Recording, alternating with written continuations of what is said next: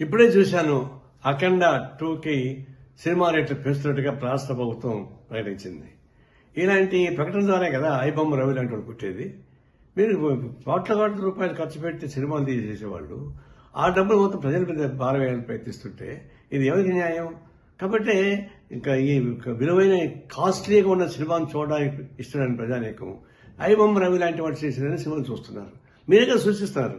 మళ్ళీ అతను అరెస్ట్ చేసే హక్కు మీకు ఎక్కడ వచ్చింది? ఈ ప్రభుత్వానికి నైతిక హక్కు లేదు. ఐబొమ్మ లాంటి వాళ్ళని అరెస్ట్ చేసే నైతిక హక్కు మీకు లేదు. ఎందుకంటే మీరే సృష్టిస్తున్నారు అటువంటి వాళ్ళని. ఇప్పుడు ఆయన జైలు పెట్టి ఇంకా చాలా మంది వస్తారు. ఇలాంటి సినిమాలని రేట్లు పెంచి దివాళాపూరితంగా సంపన్న వర్గాల ఒడిగని చేస్తూ సామాన్య ప్రజానికాన్ని జోబులు కొట్టేసేటువంటి తిరుక్షోభం చేసేటువంటి అయిపోతున్నారు. ఇంకా రాబోతున్న సినిమాలు 6-7 సినిమాలు రాబోతున్నాయి. అవి ఎందుకు పెంచుతారు ఇంకా అంటే అట్లా పెంచుకుని పోయి ప్రజలను భారం వేస్తుంటే ఇట్లాంటి ఐబొమ్మ రవి లాంటి వాళ్ళు చాలా మంది పుడతారు.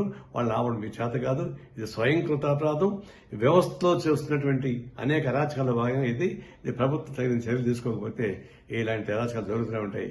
తక్షణం ఈ సినిమాలు ఆ పద్ధతి ప్రజలకు దూరం చేయబాకండి. ప్రజలు సినిమా థియేటర్లకి ప్రజలకు దూరం పెంచేస్తున్నారు. సినిమా థియేటర్లో 100 రోజులు 50 రోజులు ఆడుతూ ఉంటే జనం చూస్తారు. సామాన్య ప్రజానికి మీరు 3 రోజులు మొత్తం డబ్బులు వారుకున్న తర్వాత అది ఎవరు చూస్తారు? అంటే సినిమా థియేటర్లకి ప్రజానీకానికి దూరం చేస్తున్నారు.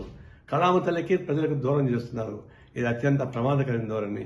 ఇలాంటి విలాసవంతమైన సినిమాలు తీసి వాళ్ళు నష్టం అవుతున్న భయంతో ప్రజల మీద భారం వేస్తే ఇది ప్రజలు ఊరికే ప్రసక్తి లేదు. మేము తీవ్రంగా ఖండిస్తున్నాం.